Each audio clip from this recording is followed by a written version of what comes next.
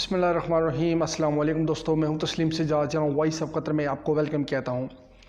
मैं जिस कंपनी में आया था उस कंपनी ने मुझे कंपनी चेंज करने के लिए एनओसी दे दी है, यानी कि स्पॉन्सरशिप चेंज करने के लिए मुझे एनओसी दे दी है, लेकिन मैं चेंज नहीं करना चाहता। इसके लिए क्या करें? दूसरा कि क्या एनओसी की एक्सपायरी डेट होती है, इसके हवाले से मैं आपको बताऊंगा।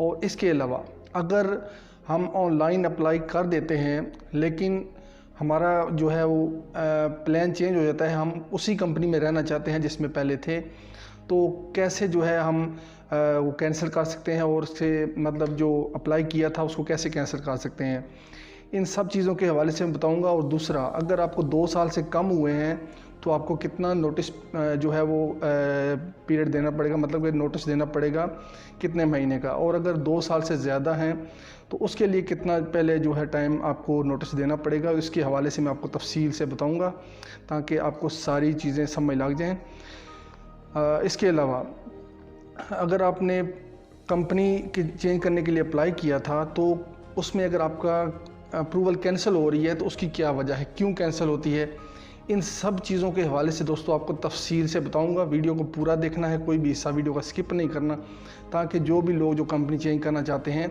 या जिन्होंने अप्लाई किया हुआ है तो उन सबको ये चीज़ें समझ लग जाएँ। वीडियो स्टार्ट करने से पहले आपसे रिक्वेस्ट है, चैनल को सब्सक्राइब करें और बेल आइकन दबा दें ताकि मज़ीद जो आने वाली वीडियो है वो भी आपको मिलती रहे। चलिए फ्रेंड्स, वीडियो को स्टार्ट करते हैं। दोस्तों, सबसे पहली जो चीज़ है, एनओसी की एक्सपायरी डेट नहीं होती। ये चीज़ याद रखिएगा कि एनओसी की जो एक्सपायरी डेट है वो नहीं होती।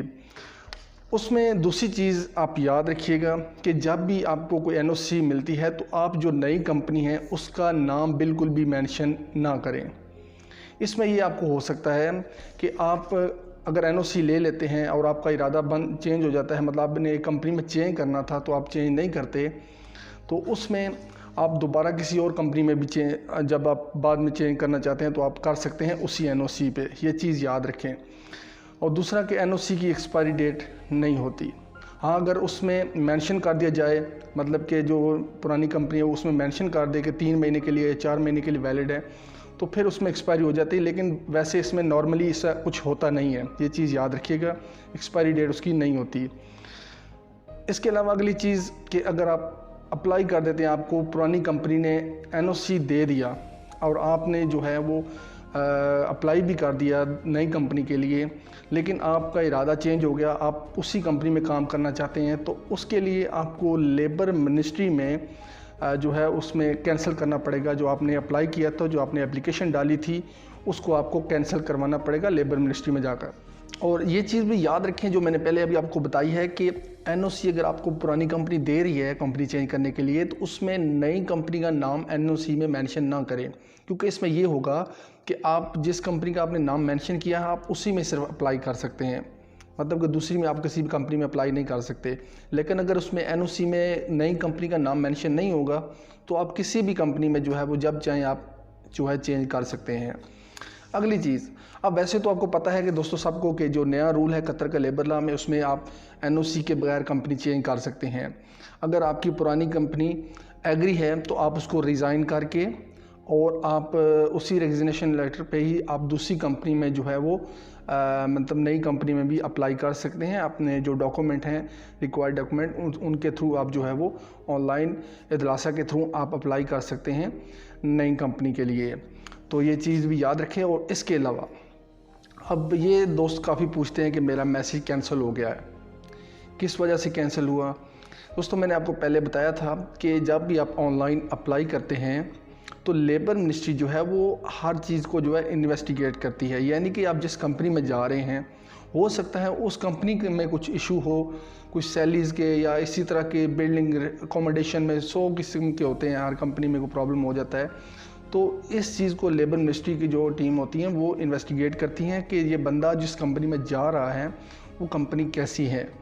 तो इस हालत में भी आपका जो एप्लीकेशन है उसकी अप्रूवल नहीं होती, वो कैंसिल हो जाती है, यानी कि रिजेक्ट हो जाती है, अप्रूवल नहीं होती।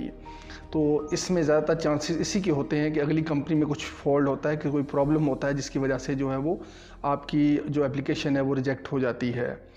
बाकी इसके अलावा आपकी जो लिमिट होती है, मतलब कि जो नोटिस देने की, अगर तो आपने 2 साल से कम काम किया है, मतलब 2 साल से कम हुए हैं, तो आपको उसमें 1 महीने का नोटिस देना पड़ेगा।